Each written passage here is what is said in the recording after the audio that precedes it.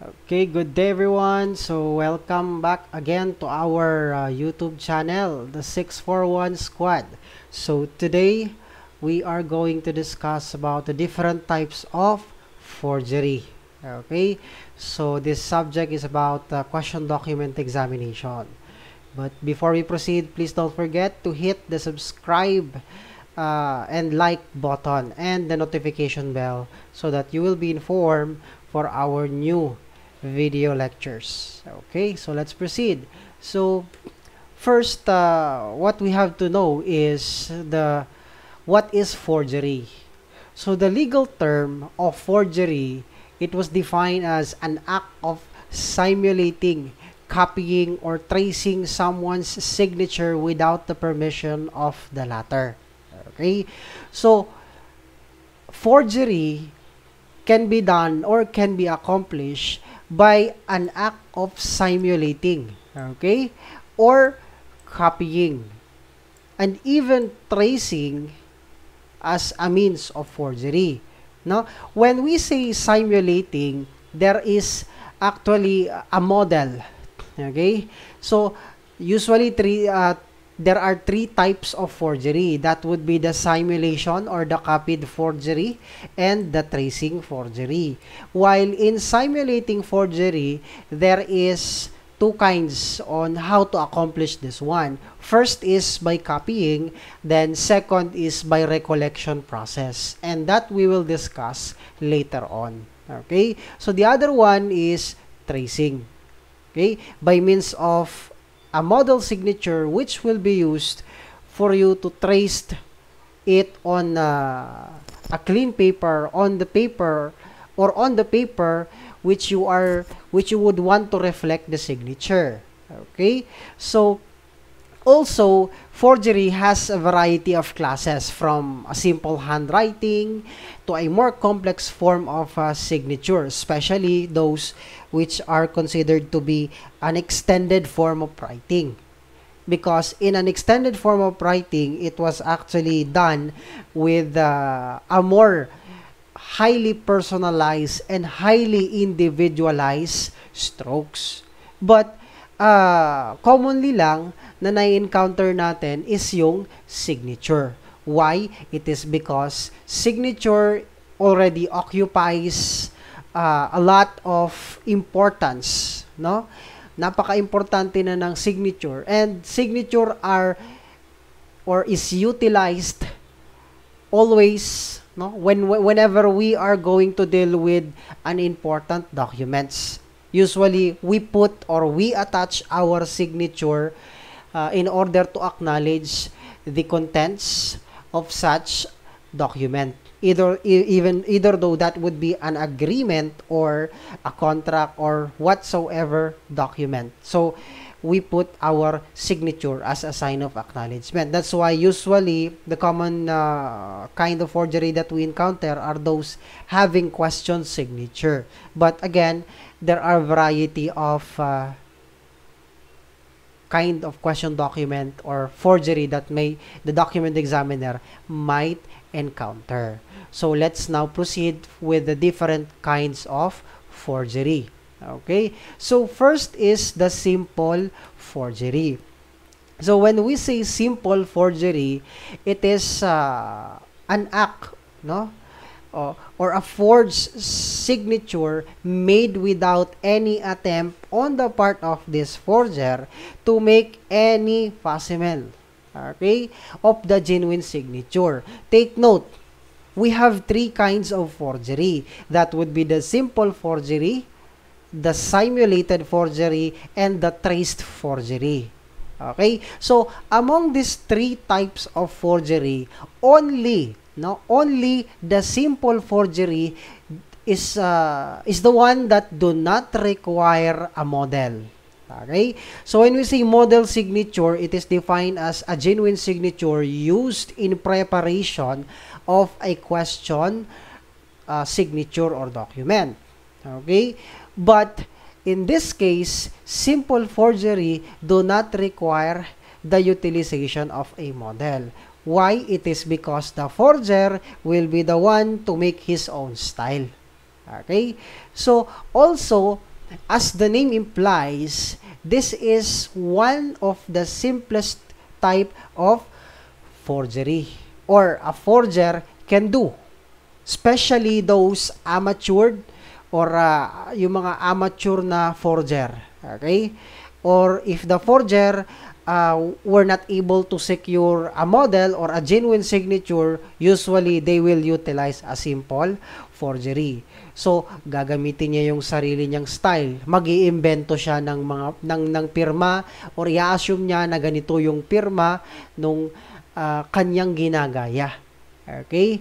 So, those person, definitely, he will assume to execute the name of that person who's supposed to sign such a document. Actually, the other term for simple forgery is yung tinatawag po nating blind forgery. Okay? Kung hindi naman lumabas sa board exam yung word na simple forgery, baka yung lumabas na term is blind forgery. Or kung hindi pa rin lumabas yung term na blind forgery, baka naman lumabas din yung term na spurious signature. Okay? So, bakit po tinawag na blind forgery? Because the forger do not have any idea about how this signature were executed. So, because of that, he would be the one to execute or to invent, no? Mag-iimbento na siya ng pirma, which would assume na yun yung pirma nung supposedly tao na dapat pumirma.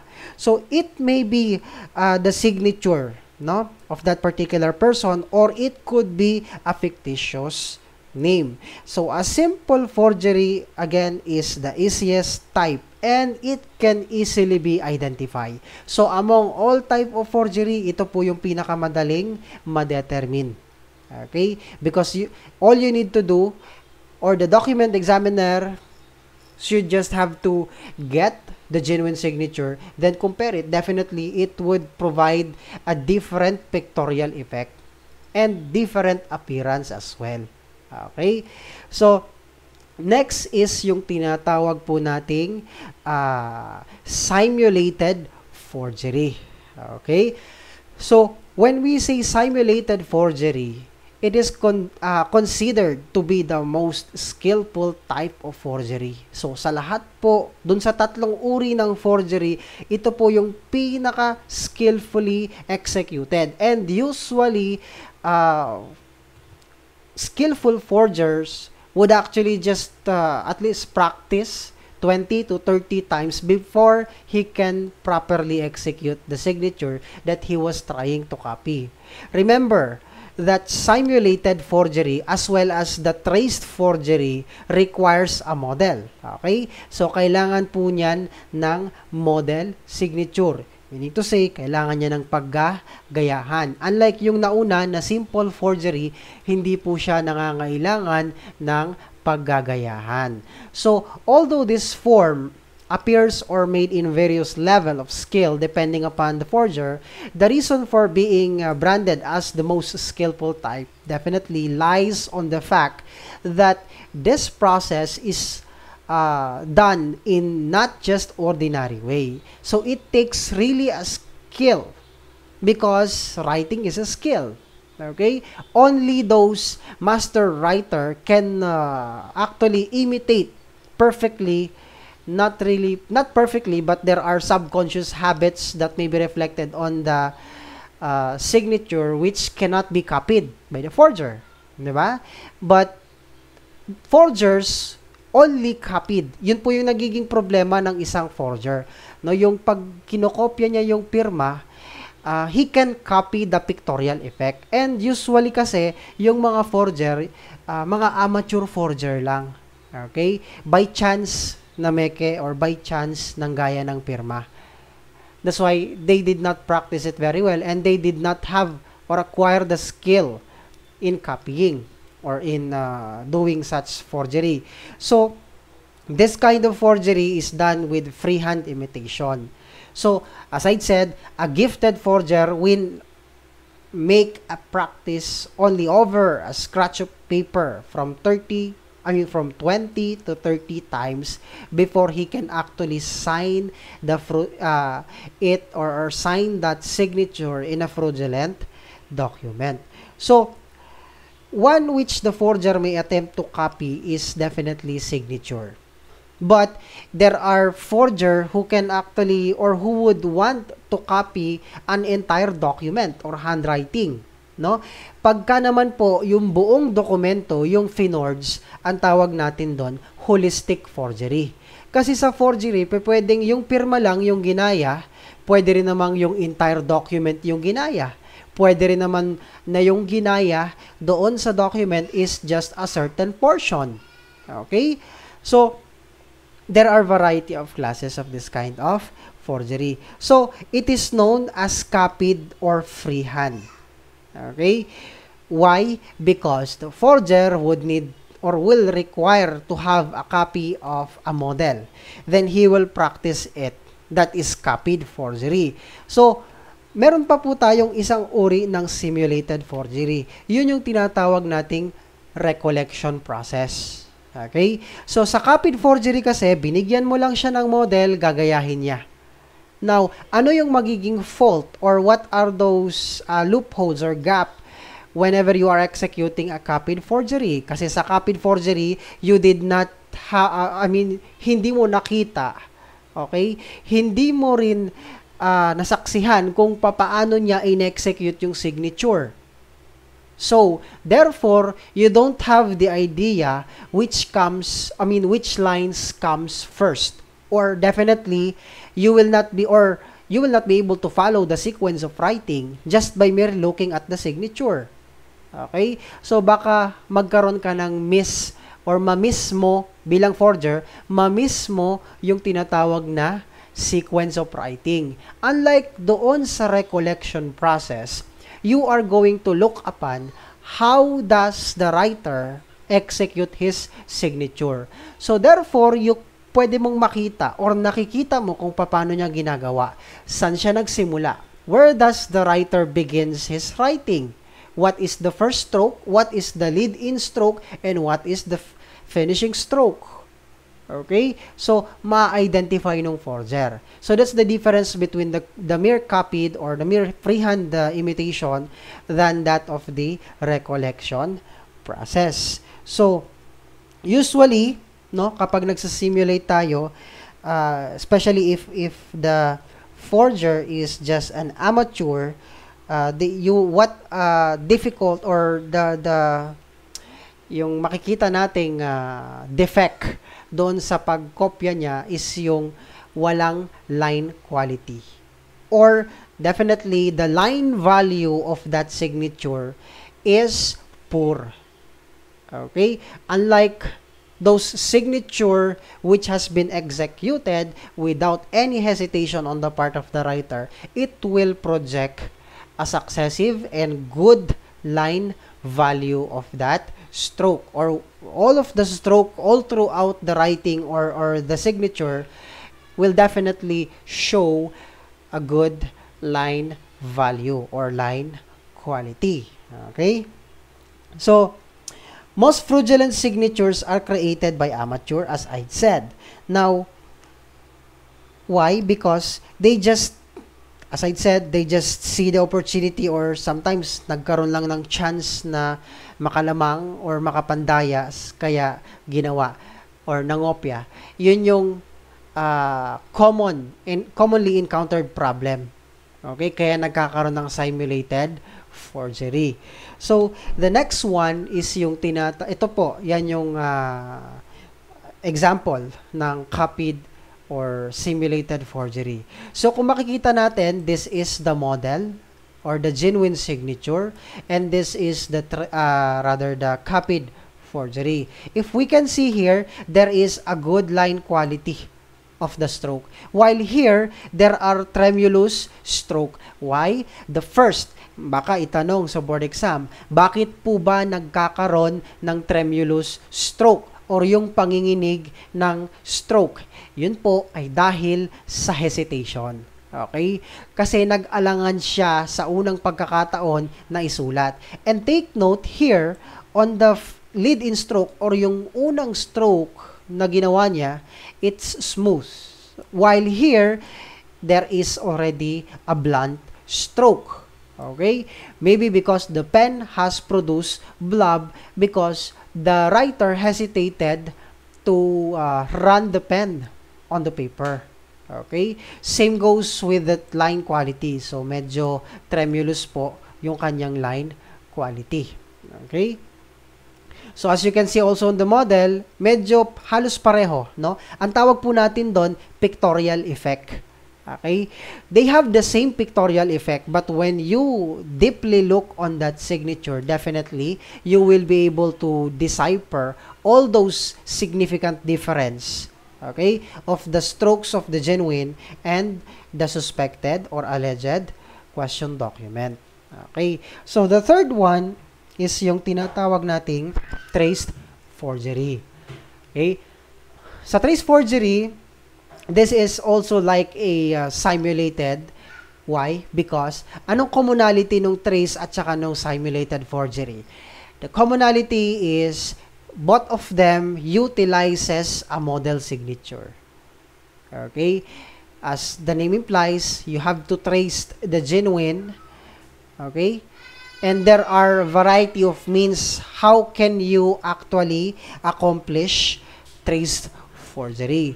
So, only a small percentage of forger, no, will use this kind of forgery. Why? Because it can easily be detected by means of physical light examination. Just a mere physical light examination, it can immediately be detected and identified. Actually, when we say trace forgery, you are not doing a writing. This is not merely, no? Hindi ka talaga nagsusulat doon. Bagkos, ikaw po ay nag-trace. Ikaw ay nag-drawing. This is more than like a drawing rather than a writing. Okay? So, more or less, nagdo-drawing ka kasi nagte-trace ka. When we say trace forgery, anong kulang doon? Anong nawawala? Yung line quality. Yung fluidity nung sulat or nung pirma. So, kung walang fluidity, walang line quality, definitely, magkakaroon ng tremulous stroke. Ito po yung common na problem ng trace forgery. Okay? So, also, trace forgery contains tremor. Okay? Yung panginginig ng or yung tremulous stroke. And it actually or slightly deviate from the model. Okay? Kasi kapag trace mo siya, dapat sakto. So, ang nagiging problema, kapag trace mo, minsan, yung pen, hindi siya gumugulong doon sa mismong stroke. So, nagkakaroon ng mistrace. Okay? So, usually, that would be the problem. And the common way to do the trace forgery is yung tinatawag nating carbon process. But there are non-carbon process because carbon process, ang magiging problema mo doon, yung traces of dirts. That's why forger try to devise a means how to eradicate those kind of dirts. So that's why there are trace forgery executed using non-carbonized or non-carbon process. So ito po yung example ng trace forgery. Okay? So although same yung pictorial effect, but the difference is that the traced one produces more thicker stroke rather than that of the model. Same goes that it produces tremulous strokes in compared to the model. Okay? So, same goes with this. This is a little bit, the trace forgery produces poor line quality, while this one, or the model, produces more fluid flow of the stroke. Okay? So, now we talk about the carbon outline process. So, in carbon outline process, what we do here is that we are gonna use, or the forger will gonna make use of a carbon paper. Okay? So, usually ginagamit ito kapag gusto mo magkaroon ng identical copy. And usually, ginagamit din yung carbon paper sa mga tindahan pag nag-i-issue ng resibo. Okay?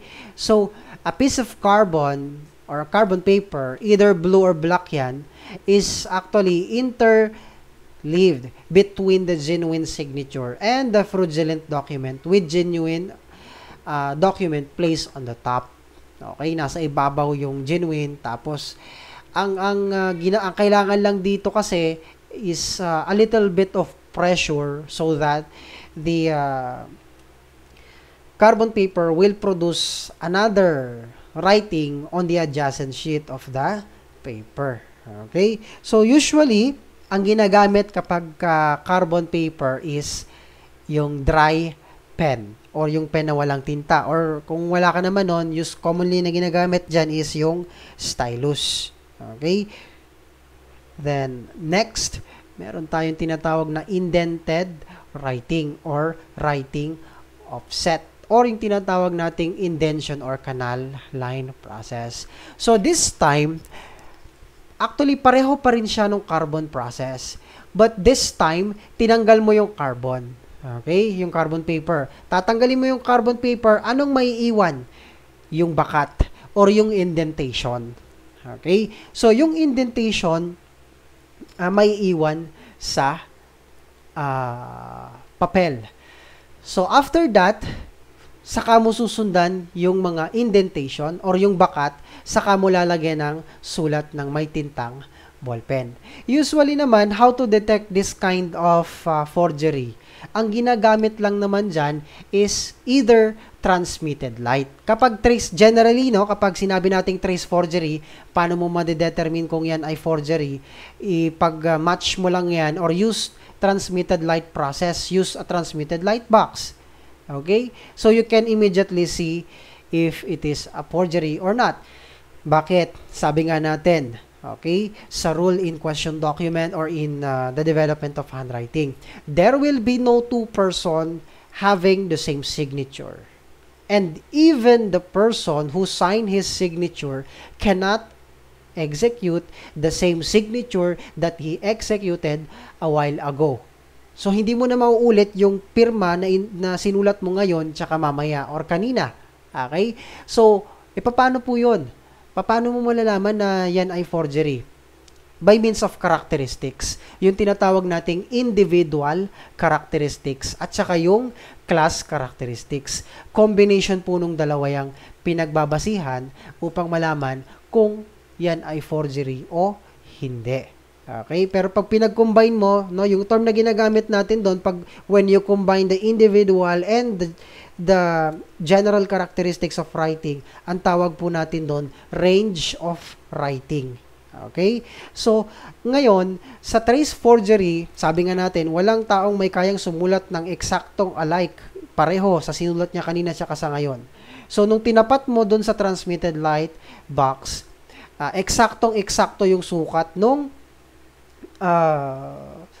suspected signature or allegedly questioned signature saka ng model signature. So, probably, that is a trace forgery. But for indented or indentation or indented writing or trace forgery accomplished by indention, usually, ang ginagamit natin dyan para makita, kasi commonly, we can refer that as invisible writing kasi walang tintang ginamit, bakat lang or yung mga indentation lang yung susundan ng forger.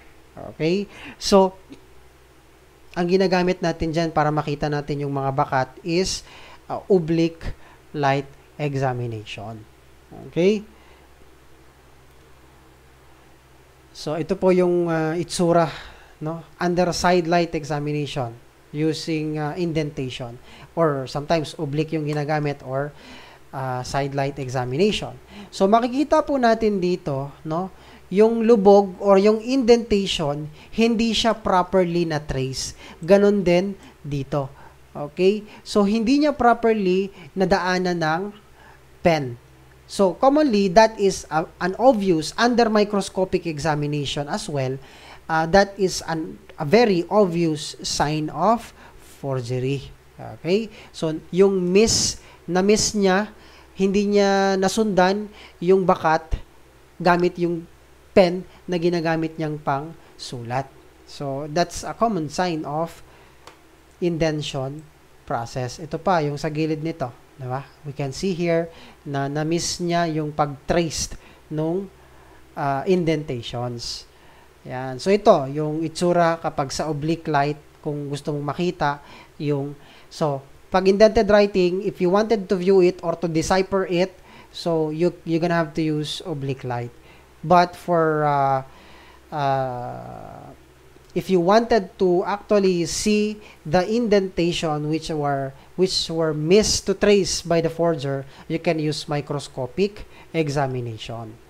So, here are another mode of accomplishing trace forgery. That is through by means of projection process or transmitted light process.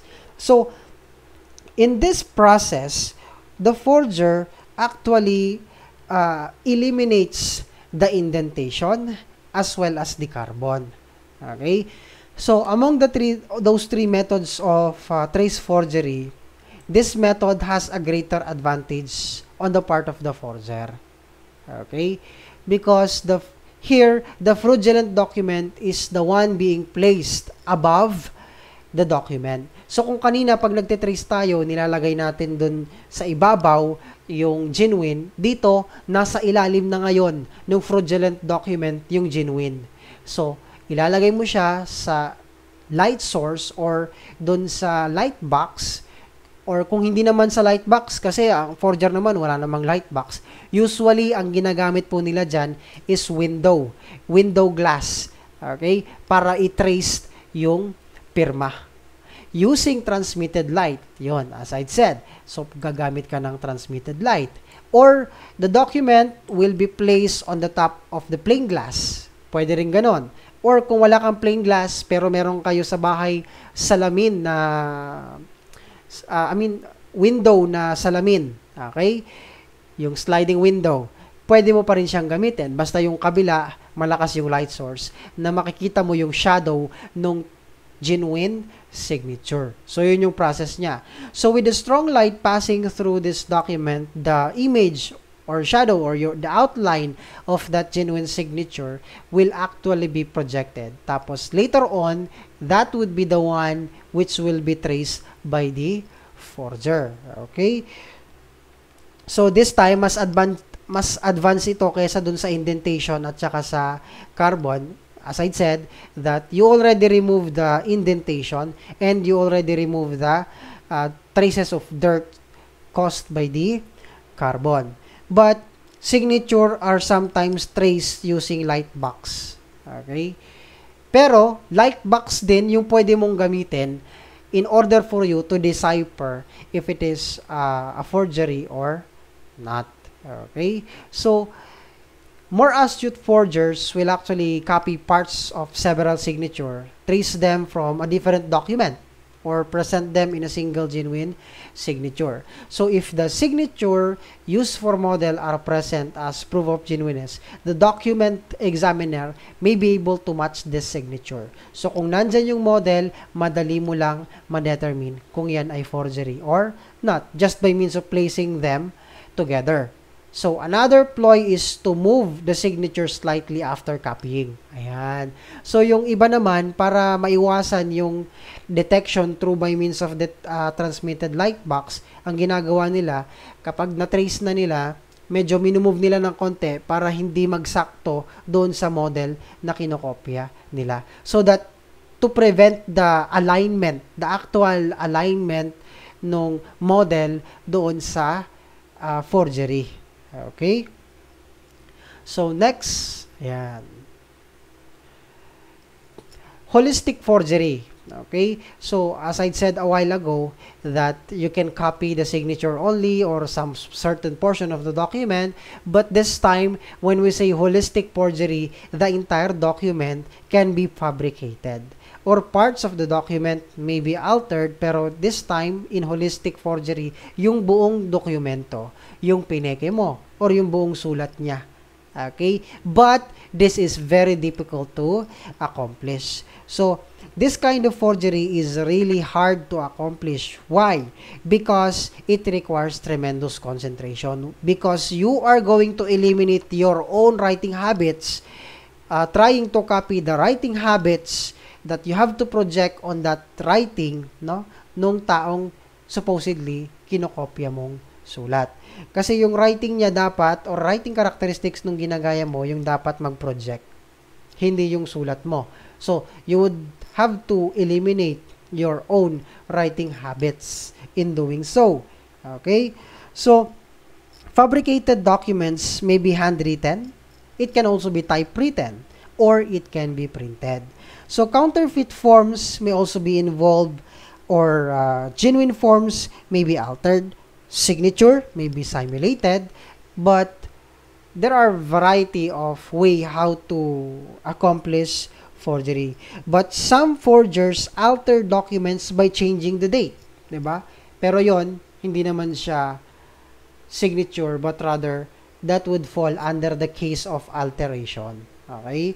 So madaming uri ng or paraan kung paano mo pwedeng mai-alter ang isang dokumento. So next is problems on holistic forgery. So, the forger must keep in mind all the habits of the original writer. Simultaneously, as I said, you have to eliminate your own writing habits. And as a forger's attention wanes, he or she will later on revert back to his own normal writing habits. Okay? When the attention is, habang tumatagal, no, yung attention mo nawawala na, bumabalik ka sa normal mong sulat. So, mahirap talagang i-accomplish itong holistic forgery. No? Although the forger may successfully imitate or simulate the sample or whatever that would be the signature, or it would be a handwriting, it is almost impossible for him to maintain a successful simulation for a lengthy document kung napakahaba ng sulat na kailangan mong i-forge. Okay? So, it will requires you a very large concentration for you to properly accomplish that. And forgers of holistic document grows careless as they progresses. Okay? Kuwari, nasa kalagitnaan ka na ng sulat, paunti-unti, bumabalik na yung normal mong sulat. Nawawala na yung idea mo regarding dun sa characteristics nung sulat ng kinokopya mong dokumento. Okay? So, definitely, the problem here is yung tinatawag nating consistency, okay, of those characteristics. Then next, we have anachronism. There is something wrong in the time and in the place of preparation of the document. So, in anachronism, this means that the forger has the trouble of matching the paper, the ink, or the writing material to the exact date it was supposed to have been prepared. Okay? Like for example, if you are claiming that the document is already 10 years or medyo matanda na yung dokumento, pero kung titignan ng document examiner, yung papel bago pa. Or nung tiningnan ng document examiner, yung ink medyo fresh pa, but you are claiming na ito ay na-execute 10 years ago or 5 years ago. So, yun yung tinatawag po nating anachronism. Actually, ang good example nito sa history ng forgery is yung Hitler Diaries. That is one of the famous case of forgery in the history, no? Yung Hitler Diaries. Then next, so modern forgers are using scribes and pantographs. So meron na ho kasi tayong modernong paraan. Okay? Even technology exists. And then therefore, forgery becomes also more advanced than the usual. Okay?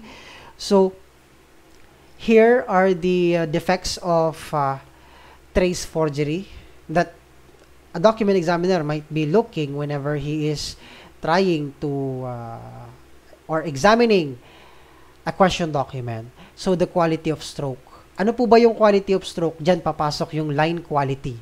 As I had said a while ago, that when you try to imitate by means of tracing, no, what you sacrifice is the line quality. Okay? Pag sinabi po nating line quality, it's the balance, harmonious recurrence of stroke. Okay? So, the dexterity or the cleverness of the stroke are being sacrificed whenever you traced. Because whenever you traced, you are not writing, but rather you are merely making a drawing. Okay? So, naturalness of the movement are being removed because freedom of stroke and speed of execution of the writing are also become less precise. Then, hesitation, causing the pen lifts and retouching. Okay? There are also selected or selecting and dating model signatures. So, usually, it actually exactly look alikes with the model. Then, presence of pencil or carbon or indentation outlines which can be an evidence of tracing. Okay? So, 7 classes of disputed as a summary only. No? Forged signature with no attempt has been done to make a copy. Yun yung tinatawag nating simple forgery or blind forgery o kaya spurious signature. So, forged signature of fictitious person. Then, a forged signature that is closely resemble the genuine signature that they have produced by tracing process referred as trace forgery. No? Then the other one is forged signature that resembles the genuine executed through freehand, that is simulated or copied forgery. But in simulated forgery, we can execute that through by means of freehand or by recollection process. And again, simulated forgery is the most skillful type of forgery. Okay? The next is genuine signature, which the writer honestly or unwillingly to accept it as genuine. Alam mong tunay yung pirma, pero baka it will actually damage you, no? That's why you are actually denying it even though you know that this signature is genuine. Then number 6 is genuine signature obtained by trickery. It can still be considered as forgery. Okay? Yung napapirma mo siya dahil niloko mo or na-deceive mo yung tao. So, papasok pa rin po yun sa forgery. Okay? So, genuine signature deliberately written illegibly or in an unusual manner to afford signature some plausible ground for disclaiming them should they deem it expedient. Okay? So, now we go to the techniques of the forger. So, in modern day forger uses modern equipment to duplicate such check, certificates, gift certificates, and so on. Okay? So, primarily, what they use there is yung tinatawag nating desktop publishing. Okay? So, in modern times, what they use is yung tinatawag pong modern day forgery is yung desktop publishing. So, this forging or this kind of forgery actually requires a considerable amount of time. Okay? So, as well as investment, syempre money and equipment, because there are forging equipment that you need to buy in order for you to accomplish this one. Tulad na lang po nung 'di ba nung nag-pandemic, may mga lumabas na peking result ng swab test, etc. using computers, kumukuha sila ng logo ng DOH, etc. Then they will make a fictitious document na yun yung swab test. Okay? But that is also kind of forgery. But in the modern aspect. So, desktop publishing. So, the proliferation of computer equipment in the recent years simplify the technique, no, of creating fraudulent documents. So, desktop publishing, it's made it easy to forge document from letters of even credit cards, checks, whatever. Then 95% of modern counterfeit check are produced on desktop computers. Okay, 90% ginagamitan talaga ng computer. Actually, even skimming device, no? Okay? So ito po yung itsura ng scan document. 'Di ba? Like ngayon, gumagamit tayo ng mga electronic signature. So, makikita naman natin yung difference ng actual na pen yung ginamit doon sa print or ginamitan ng ink ng printer. Okay? So, as you can see here, yan, microscopic examination yan. Left is the genuine, right is the color printed on the printer. So, kung makikita natin, ito yung genuine. Wala po siyang red dots. So, while here, there are a lot of red dots kasi nga ito ay print gamit ang printer. So, that would be the problem for desktop publishing. The other one is yung common, no, na uri ng modern day forgery using only a photocopier. Okay? 'Di ba? Ang tawag po natin doon cut and paste document.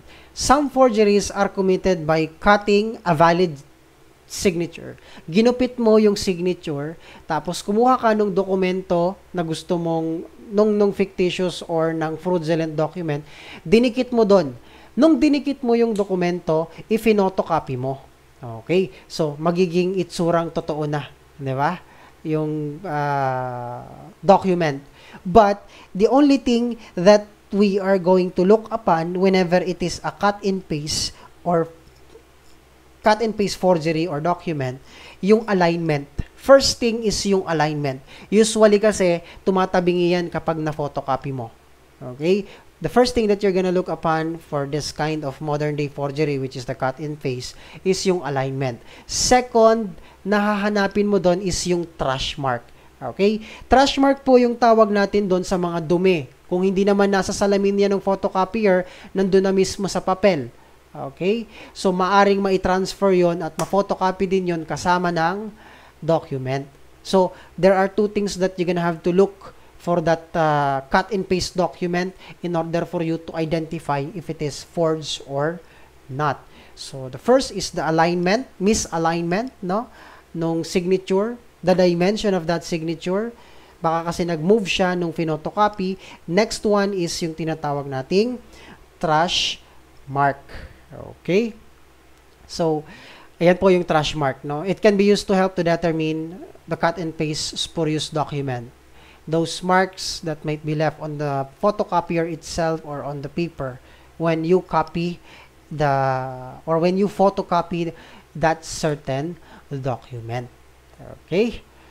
So, that ends our short discussion about the different types of forgery. Okay, so thank you and God bless everyone. So please don't forget to subscribe and hit the notification bell. God bless and ingat po tayong lahat.